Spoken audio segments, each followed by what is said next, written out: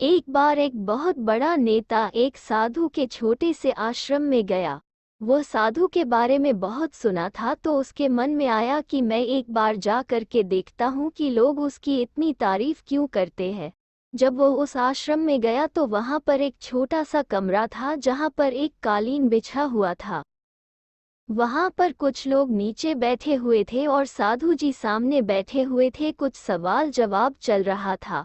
वह नेता उस आश्रम में आया और उस नेता के साथ में 4 बॉडीगार्ड भी थे और उसकी यह आदत थी कि जहाँ पर भी वह जाता था लोग अपनी जगह से खड़े हो जाते थे और उसकी तरफ देखते थे, हाथ जोड़ते थे और सर झुकाते थे।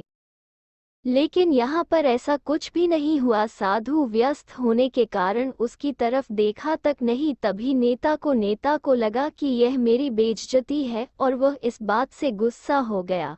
नेता ने थोड़ा गुस्से से साधु की बात को बीच में काटते हुए कहा कि मैं आपसे कुछ कहना चाहता हूँ। साधु ने उसकी तरफ देखा और बोला, आप थोड़ी देर रुकिए, पहले मैं इनके सवाल का जवाब दे दूँ, उसके बाद मैं आपसे बात करता हूँ। तब तक आप अगर चाहे तो आप बैठ सकते हैं। बस साधु का इतना कहने की ही देरी थी। नेता का चेहरा गुस्से से लाल हो गया और फिर उसने अपना सारा गुस्सा उस साधु पर निकाल दिया। अभी तक वह नेता बहुत तमीज से आप कह कर के बात कर रहा था, लेकिन अब वह तो तड़ाक पर उतर आया। नेता ने उस साधु को कहा, तुझे पता भी है मैं कौन हूँ और तू किससे बात कर रहा है? साधु ने उसकी तरफ देखा और कहा, मुझे इससे कोई फर्क नहीं पड़ता है कि आप कौन हैं, लेकिन आप जो कोई भी है, अगर आप चाहते हैं कि मैं आपके सवाल का जवाब दूं या आपसे बात करूं तो आपको कुछ देर रुकना होगा। और साधु की यह कहते हैं नेता गुस्से से पागल हो गया और वही सबके सामने चीखने चिल्लाने लग गया। अब मैं तुझे तेरी असली औकात दिखाऊंगा। तूने मुझसे पंगा ले करके ठीक नहीं किया, तुझे पता भी है मैं तेरे बारे में क्या सोचता हूँ। साधु ने फिर से नेता की तरफ देखा और बड़े ही प्रेम से कहा कि मुझे इससे कोई फर्क नहीं पड़ता कि आप मेरे बारे में क्या सोचते हैं, आप जो चाहे वो मेरे बारे में सोच सकते हैं। फिर नेता ने उससे कहा कि तू चाहे सुनना चाहता है या नहीं, लेकिन मैं तुझे यही सबके सामने बताऊंगा कि मैं तेरे बारे में क्या सोचता हूँ। तू कोई साधु नहीं है, तू एक बहुत ही घटिया इंसान है, तू एक ढोंगी है, पाखंडी है और यहाँ पर जितने भी लोग बैठे हैं उन सबको बेवकूफ़ बना रहा है। तेरा बस एक ही मकसद है, इन लोगों की जेब में जितना भी पैसा है वह सब तेरे पास में आ जाए। तू अपने फायदे के लिए इन लोगों का इस्तेमाल कर रहा है और अब मैं तुझे नहीं छोड़ने वाला हूँ। पूरी दुनिया के सामने तेरा पर्दाफाश करके रहूंगा। लेकिन उसके इतना बोलने के बाद भी हल्की सी मुस्कान उस साधु के चेहरे पर बनी ही रही। ये देखकर वह और भी तिलमिला गया और उसने कहा, अब बहुत हो गया। अब मैं यहाँ 1 मिनट भी नहीं रुकने वाला, लेकिन अभी भी तेरे पास मौका है। अगर मुझसे माफ़ी मांगनी है या मुझसे कुछ कहना है तो कह सकते हो। इतना सब होने के बाद भी साधु के चेहरे पर एक मुस्कान थी और वह बिल्कुल शांत था। और फिर उन्होंने अपनी आंखें बंद करी और फिर साधु ने अपनी आंखें खोली, हाथ जोड़े और कहा कि मुझे आपसे कोई गिला शिकवा नहीं है। आपके लिए मेरे मन में कोई भी गलत ख्याल नहीं है। जो भी मेरे बारे में आपने कहा वह आपकी अपनी सोच थी, तो मुझे आप में कोई भी बुराई नज़र नहीं आती है। मुझे आप बहुत ही भले इंसान लग रहे हैं। और साधु के इतना कहते ही नेताजी का दिमाग 7वें आसमान पर पहुंच गया। उसके चेहरे पर एक अजीब सी खुशी थी, क्योंकि उस साधु ने वही कहा जो बाकी सब लोग उस नेता को कहते हैं। और वह खुशी खुशी उस आश्रम से अपने घर की तरफ चला गया और जाकर के अपने पिताजी के साथ में बैठ गया। उसके पिताजी ध्यान में थे। उन्होंने पूरी जिंदगी सिर्फ लोगों की सेवा करी और बदले में कुछ भी उम्मीद नहीं किया। तो थोड़ी देर बाद जब उन्होंने अपनी आंखें खोली और देखा अपने बेटे को अपने साथ बैठे हुए, तो उनके बेटे के चेहरे पर आज एक अजीब सी खुशी थी जो आज से पहले उन्होंने कभी नहीं देखी थी।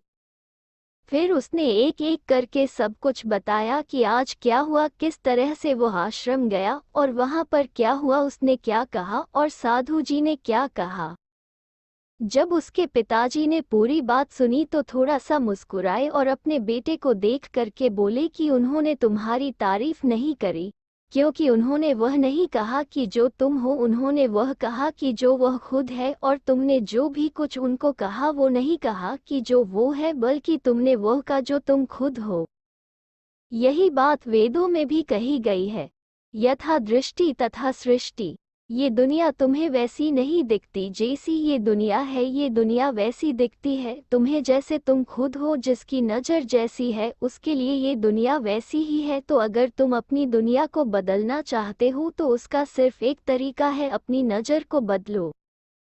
एक छोटे से गांव में एक आदमी रहता था। उसके घर के पास में एक पहाड़ था जहां पर वह रोज सुबह जाता, वहां पर थोड़ी देर उस पहाड़ पर बैठता, फिर वापस आ जाता। तो रोज की तरह वो सुबह सुबह जा रहा था। पीछे से उसका छोटा सा बेटा आया, उसने आ करके उसका हाथ पकड़ लिया और कहा कि आज मैं भी आपके साथ चलूंगा। उसने पहले तो उसको थोड़ा सा समझाया और मना किया, कहा कि जो रास्ता है वो बहुत ही छोटा है और चढ़ाई बहुत ज्यादा है, तो तुम मेरे साथ नहीं चल पाओगे। लेकिन फिर जब उस बेटे ने जिद करी तो पिता मान गया। वो दोनों पहाड़ पर चढ़ने लगे। पिता ने बेटे का हाथ कस करके पकड़ा हुआ था। लेफ्ट साइड में पहाड़ थी और राइट साइड में खाई थी और रास्ता बहुत ही छोटा था। वो पहाड़ की चोटी तक पहुंचने ही वाले थे, तभी रास्ते में एक बड़ा सा पत्थर आया। क्योंकि पिता उस रास्ते से रोज आता था तो उसको पता था कि वहां पर पत्थर है, तो वह साइड से निकल गया। लेकिन जो बेटा था उसका ध्यान कहीं और था, तो उसका घुटना जा करके उस बड़े से पत्थर से टकरा गया। उस बच्चे के मुंह से एक चीज निकली और जैसे ही वो चीखा उसकी आवाज उन पहाड़ों में गूंजने लगी। इससे पहले उस बच्चे ने कभी भी अपनी आवाज की गूंज नहीं सुनी थी, तो उसे समझ नहीं आ रहा था कि ये क्या हो रहा है। वह अंदर से थोड़ा सा घबरा गया और उसे लगा कि शायद कहीं कोई है जो छुपकर उसे देख रहा है और उसका मजाक उड़ा रहा है। फिर उस बच्चे ने बोला, कौन हो तुम? तो जब उस बच्चे ने उस गूंज को सुना तो उसे गुस्सा आ गया। उसे लगा कि कौन है ये जो मेरा मजाक उड़ाए चला जा रहा है। फिर उसने गुस्से से कहा कि मैं तुम्हें छोड़ूंगा नहीं। और फिर जैसे ही उसने उस गूंज को सुना वह घबरा गया। उसके पिता समझ गए थे कि क्या हो रहा है।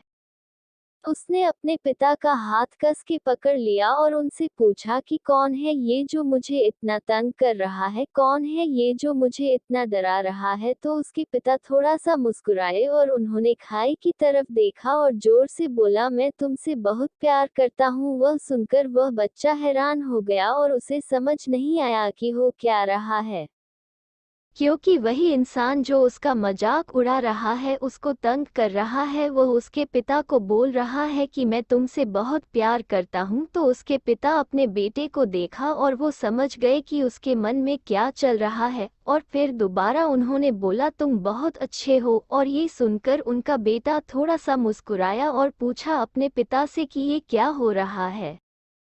फिर उसके पिता ने अपने बेटे को समझाया, ये जो आवाज़ तुम सुन रहे हो ना, ये किसी और की नहीं है, ये तुम्हारी ही आवाज़ है जो कि पहाड़ों में गूंज रही है और तुम्हें अपनी ही आवाज़ सुनाई दे रही है। जैसे तुम बोलते हो ठीक वैसा ही तुम्हें सुनाई देता है। अगर तुम गुस्से से कुछ कहोगे तो पलट करके जो आवाज़ आएगी उसमें भी गुस्सा होगा, लेकिन अगर तुम कुछ अच्छा कहोगे तो वो आवाज़ भी अच्छी होगी। बिल्कुल इसी तरह से हमारी जिंदगी में भी होता है। जैसा तुम अपने मन में इस जिंदगी के बारे में सोचते हो, ये जिंदगी तुम्हारे लिए बिल्कुल वैसी ही हो जाती है। अगर तुम मन ही मन अपने आप से ये बोलते रहोगे कि मेरी जिंदगी तो बहुत बुरी है, तो तुम्हारी जिंदगी सच में बुरी हो जाएगी। और अगर तुम अपनी जिंदगी से प्यार करोगे तो तुम्हारी जिंदगी भी तुमसे प्यार करेगी।